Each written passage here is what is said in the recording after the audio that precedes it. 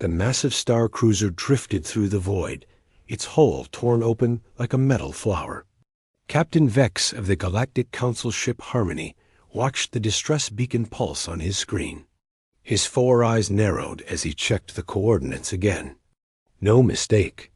The damaged ship had drifted into the Forbidden Zone, the quarantine area around a small blue planet. The galaxy had agreed to avoid .Earth. Captain. "We must respond," said his navigation officer. Cora, her feathered crest fluttered with worry. "The Silver Wing has 3,000 souls aboard." Vex's tentacles curled in distress. The Council's law was clear: no contact with Earth. The humans were Deathworlders, creatures who thrived on a planet so hostile that most galactic species would die within minutes. High gravity that would crush normal bones. An atmosphere filled with reactive oxygen that burned like acid. Predators everywhere. And worst of all, the humans themselves bipedal hunters who had evolved through countless wars and disasters. "Sir, the Silver Wing is losing life support," reported Tech Officer Drell. "They have maybe 6 hours." Vex faced an impossible choice. Enter the Forbidden Zone and risk alerting Earth, or let thousands die. He thought of the families on that ship, the children in the nursery pods. His conscience won. "Send the distress signal," he commanded. "Tight beam only. We go in quiet, grab them, and leave before." "Captain." Cora's voice cracked. "The signal. It bounced off something. A satellite network around Earth. They've heard it." The bridge fell silent. Every crew member knew the stories. Humans were not evil, but they were dangerous. They came from a world where everything tried to kill everything else. They had split atoms for weapons before achieving spaceflight. They had nearly destroyed their own planet multiple times and survived. They were chaos incarnate. On Earth's surface, in an underground bunker beneath Nevada, Admiral Tom Blake stared at the signal on his screen. After 50 years of silence, after all the conspiracy theories and cover-ups, proof of alien life had just dropped into his lap. Not just life a distress call. "Get me the President," Blake ordered, "and wake up the Black Fleet." Lieutenant Maria stood beside him. "Sir, the Black Fleet has been in storage for 30 years. The crew has been training for this moment their whole lives," Blake interrupted. "Humanity's first contact with alien life is a call for help. We're not going to ignore it." Within an hour, hidden silos across Earth opened. Ships that the public never knew existed powered up their engines. These were not the peaceful exploration vessels that NASA showed on television. These were warships, built with technology reverse-engineered from the Roswell crash and improved with human ingenuity. The fleet launched in perfect synchronization. 12 ships, each one a masterpiece of human engineering. They could withstand forces that would liquefy other species. Their crews were selected from the toughest humans alive, people who climbed mountains for fun, who dove to ocean depths that would crush alien ships, who lived in deserts and Arctic wastelands by choice. Captain Vex watched his sensors in horror as the Earth ships appeared. They moved wrong too fast, too aggressive, like predators smelling blood. His translator struggled with their communications. "Unknown vessels. This is Admiral Blake of Earth Fleet Command. We received your distress signal. We're coming to help." Help. The word should have been reassuring, but from a human, it sounded like a threat. Vex knew the stories of human help. They had helped themselves become the dominant species on a death world. They had helped split the atom. They had helped each other wage wars that killed millions. "Earth vessels, please maintain distance," Vex transmitted. "This is a Galactic Council matter." "With respect," Blake's voice came back, "that damaged ship is about 4 hours from breaking apart. You're still 2 hours away at your current speed. We can be there in 30 minutes. Now, do you want our help or not?" Vex looked at the sensor data. The human was right. The Earth ships were approaching at speeds that should have killed their crews, but humans were built different. They evolved on a world that tried to kill them every day. They were coming whether he agreed or not. Asterisk. The Earth ships moved through space like sharks through water. Admiral Blake watched the alien vessels on his screen with fascination. After decades of wondering if humanity was alone, here was proof, and they needed help. "Sir, we're picking up life signs from the damaged ship," reported Captain James from the lead rescue vessel Thunder. "But their structure is failing fast. Hull temperature dropping. They're freezing to death." Blake nodded. What was freezing to aliens was just a chilly day to humans. "Send in the rescue teams. Tell them to wear the thermal suits. We don't want to cook anyone with our body heat." On the Silver Wing, Engineer Pack pressed his scaled face against the viewport. The Earth ships had docked with impossible precision, matching the spin of the dying vessel. Then the airlock opened, and he saw his first human dot. It stood 7 feet tall in its suit, moving with the controlled power of a predator. But its movements were gentle, as it reached for injured passengers. The human picked up a full-grown Ultron, a species known for their dense bones, as if lifting a child. "Don't be afraid," the human said through its translator. "We're here to help." Pack watched in awe as more humans poured in. They worked in the failing gravity, the freezing cold, and the toxic atmosphere leaks without slowing down. One human woman ripped a sealed door apart with her hands when the power failed. Another man held up a collapsing ceiling beam while aliens crawled to safety beneath him. They were terrifying and magnificent. Captain Vex received reports from his crew with growing amazement. The humans had evacuated half the ship in 20 minutes, a job that would have taken his crew 2 hours. They carried the injured, fixed critical systems with primitive but effective tools, and even shared their own air supplies when alien breathing units failed. "Captain," Cora whispered, "they're giving away their emergency oxygen to save the passengers." "These are the monsters we've been avoiding?" Before Vex could answer, an urgent message came through. "Galactic Council vessel, this is Captain James. We've got most of the passengers, but there's a problem. The engine core is going critical. If it blows, it'll take out half the star system." Vex's heart sank. A core breach was unsurvivable. All ships retreat to minimum safe distance. "We'll have to accept the losses." "Negative," James interrupted. "We're not leaving anyone behind. My engineer has an idea, but we need your permission to try something crazy." "Crazy?" Vex asked. "We're going to fly one of our ships directly into your engine core and use our reactor to contain the explosion." The bridge went silent. It was suicide. No species would survive that radiation and heat. "That's impossible," Vex said. "You'll die." "Maybe," James replied. "But maybe not. Humans are pretty hard to kill. And even if we don't make it, that's 3,000 lives saved." Math seemed simple to us. Vex watched on his screen as the human ship Thunder dove into the failing engine core. The radiation levels spiked beyond anything that should support life. The heat would have melted most ships. But the human vessel held, its crew somehow still functioning in conditions that defied biological possibility. There was a flash of light. Then silence. "Thunder, respond," Admiral Blake called. "James, do you copy?" Static. Then a weak signal. "We're alive," James coughed. "Barely, but the core is contained.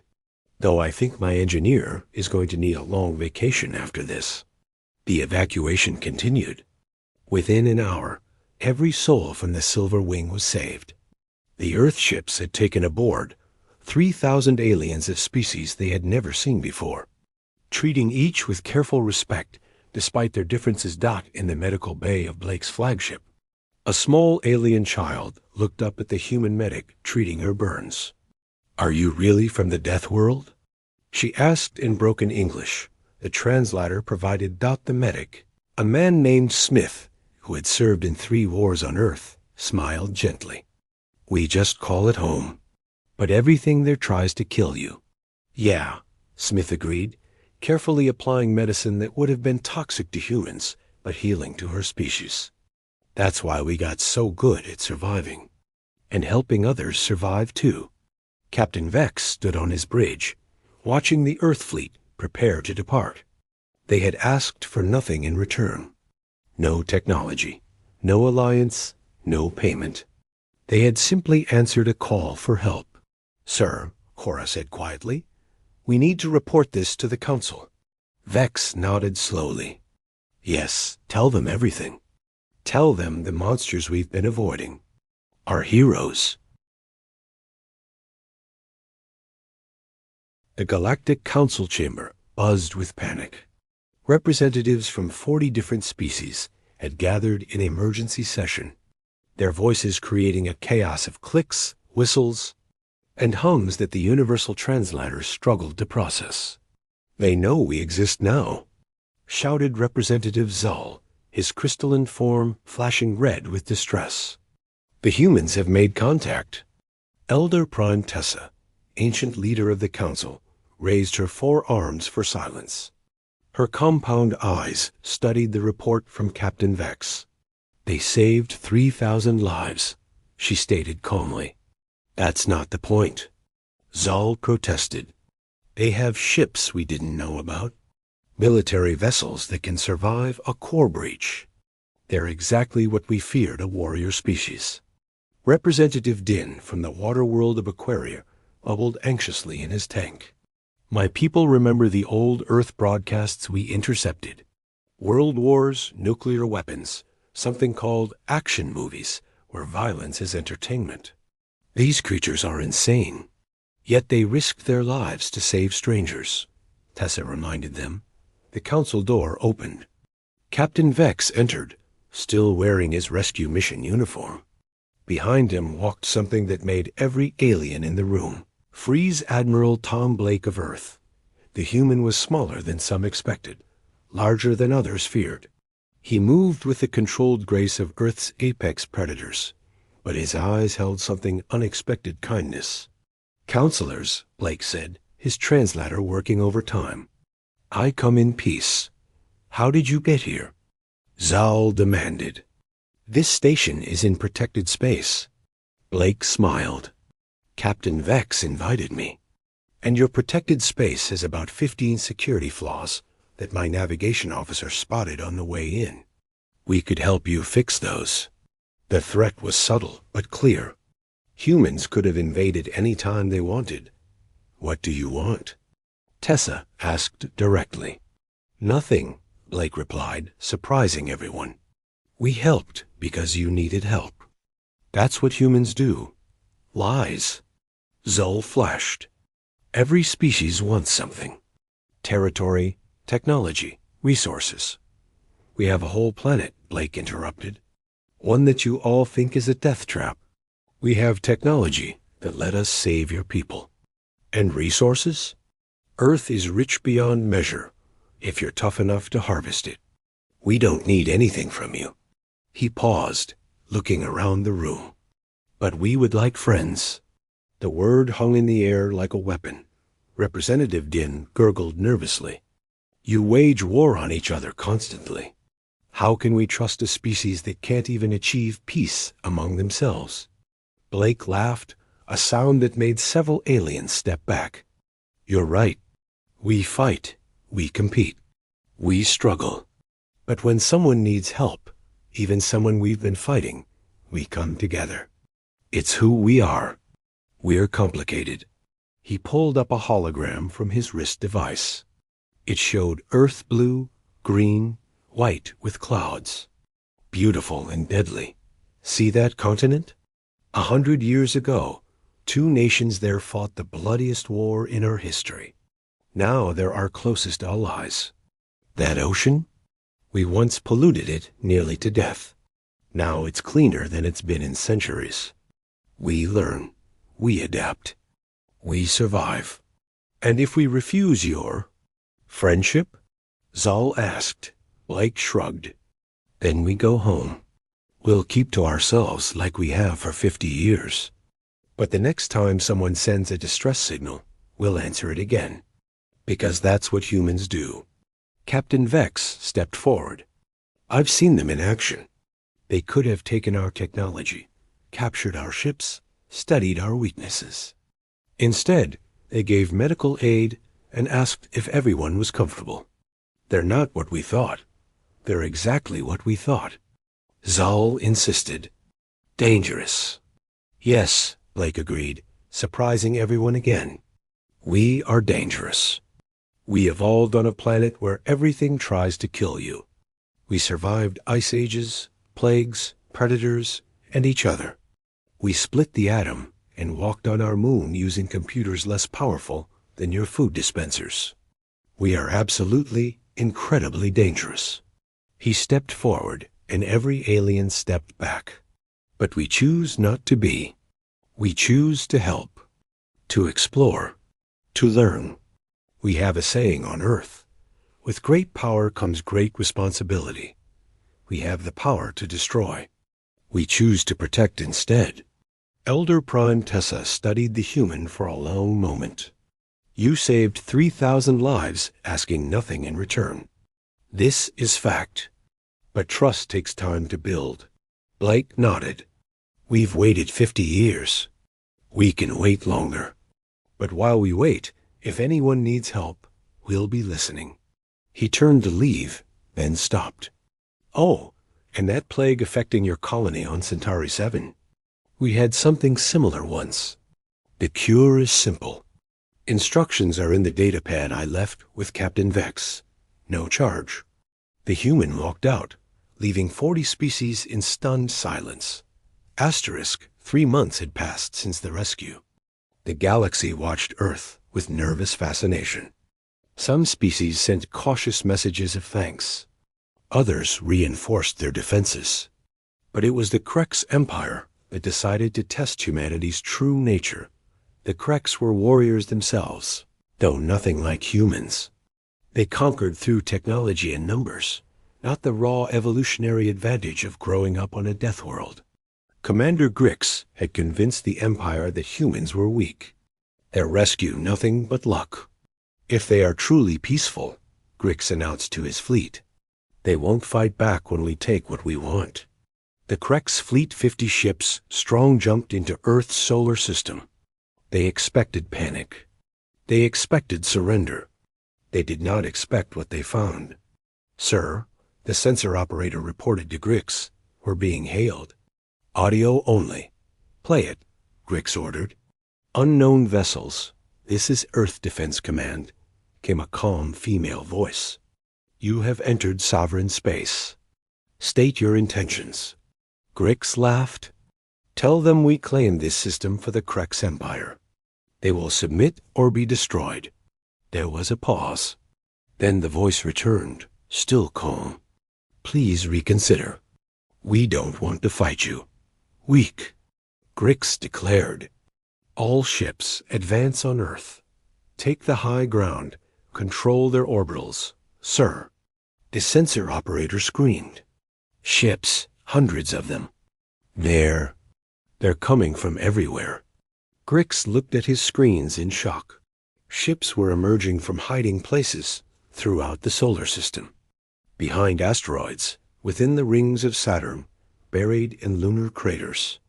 The humans hadn't just been waiting. They had turned their entire system into a fortress. Krex Commander, the human voice returned, now identified as General Lisa Park. You're surrounded. Our weapons are locked, but not fired. This is your last chance to leave peacefully. Empty threats. Grix snarled. Fire on the nearest Earth vessel. The Krex flagship fired. The human ship's shields flared, but held. Then it returned fire. The Krex ship's shields shattered like glass. Impossible. Grix gasped. Those are military-grade shields. Commander, Park's voice came through. We've been preparing for 50 years. We reverse-engineered technology from crashed ships, improved it with human innovation, and tested it in conditions that would destroy most vessels.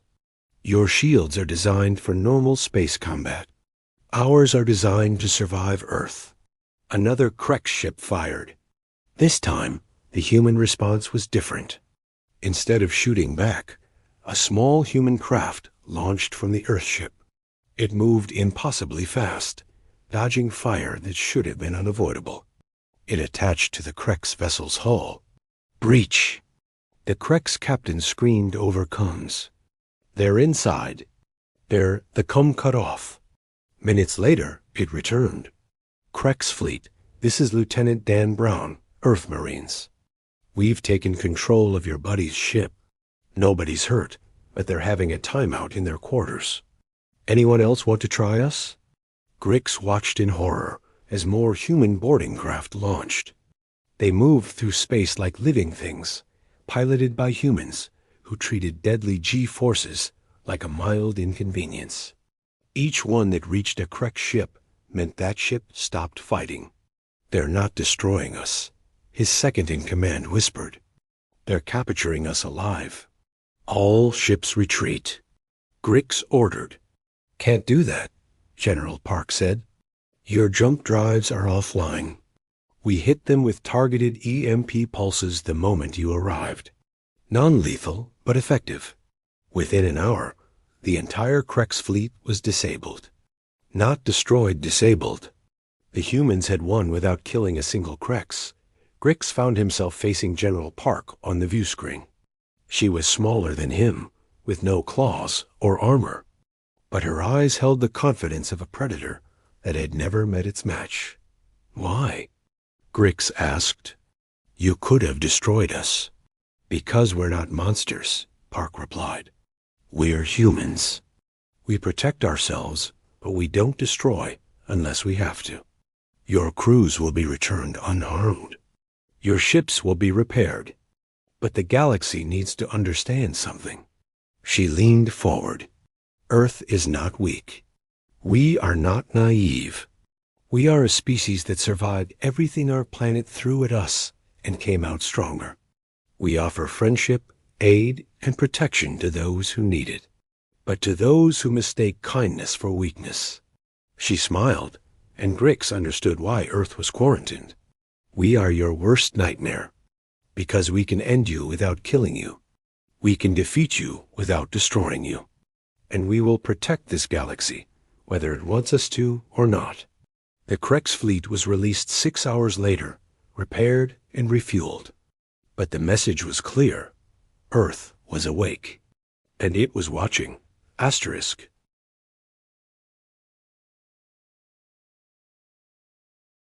One year after first contact, the Galactic Council faced its darkest hour. The Void Hunters had returned ancient threat from beyond the galaxy that consumed entire civilizations. Their biomechanical ships appeared at the rim, destroying colony after colony. We need help, Elder Prime Tessa announced to the emergency session. Our fleets are failing. The rim colonies are already gone, Representative Din reported, his water tank bubbling with fear. 20 billion dead. They're heading for the core worlds. What about the ancient weapons? Zull flashed desperately. Destroyed in the first wave, Tessa replied. The Void Hunters adapted to them. We have perhaps days before they reach the central systems. Captain Vex stood. There is one option we haven't discussed. The chamber fell silent. No, Zull said immediately. Not the humans. They have the ships, Vex argued. They have weapons we don't understand. And they've proven they'll help. They're Deathworlders. Another representative cried. Inviting them to fight for us could be worse than the Void Hunters. Tessa's ancient eyes closed. Send the signal. The distress call reached Earth in minutes. Admiral Blake, now promoted to Fleet Admiral, read it in his command center. General Park stood beside him, along with Captain James and the other senior officers. The entire galaxy is asking for our help, Blake said quietly. The same galaxy that quarantined us. So? James asked. We going to hold a grudge or save lives? Blake smiled. Prepare the full fleet. Everything we have. Everything? Park raised an eyebrow. Even Project Phoenix? Everything. 300 Earthships jumped into Galactic Council space. The aliens who saw them arrive would never forget the sight. These weren't the rescue vessels from a year ago. This was Earth's true military might. Battleships that dwarfed space stations. Carriers launching fighters that moved like angry wasps. And at the center, a massive dreadnought called Humanity's Fist. Galactic Council, Blake broadcasted. Earth stands ready. Where do you need us? The Void Hunters had reached the planet Serenity, a peaceful world of artists and philosophers. Their bioships were dissolving the planet's defenses, tentacles of living metal reaching for the surface dock. Then the Earth fleet arrived. Open fire, Blake commanded. Human weapons were different. Where alien weapons were precise and elegant, human weapons were brutal and effective. Nuclear missiles, kinetic bombardments, and something the humans called antimatter torpedoes that deleted matter from existence.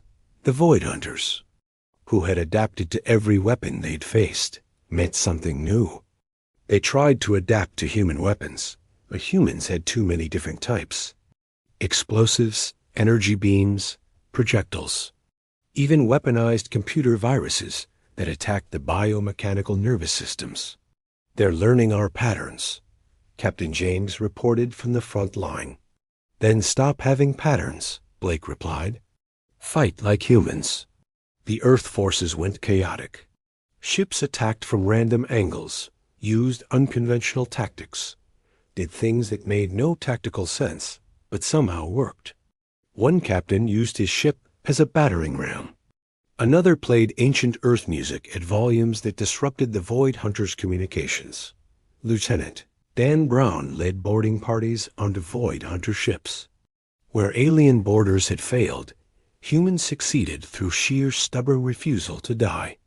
They fought in corridors filled with toxic gas, in gravity that shifted randomly, against creatures that reformed after being shot. How are you surviving this? Captain Vex asked over comms, watching human Marines fight in conditions that had killed elite alien soldiers. Honestly? Brown replied while shooting a Void Hunter drone. This is easier than Australian wildlife. The battle raged for 18 hours. The Earth fleet lost 12 ships, but the Void Hunters lost everything. The survivors fled back to intergalactic space, broadcasting warnings about the insane bipeds from the Deathworld dot in the aftermath. Admiral Blake stood before the full Galactic Council. His uniform was torn, his face had new scars, but he stood tall. The threat is gone, he announced simply. Elder Prime Tessa rose from her seat, something she hadn't done in decades. Earth has saved us all. The quarantine is lifted. You are welcome in the galactic community. Blake shook his head. We don't want special treatment. We just want to be neighbors. Maybe friends. We'll return to Earth, but our door is open. If anyone needs help, just call. Why? Tessa asked. Why help those who feared you? Blake thought for a moment.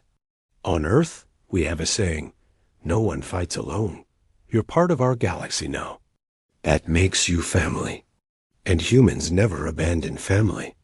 As the Earth fleet departed, the galaxy watched with new eyes. The monsters they had feared were their greatest protectors. The Deathworlders had become guardians. End asterisk.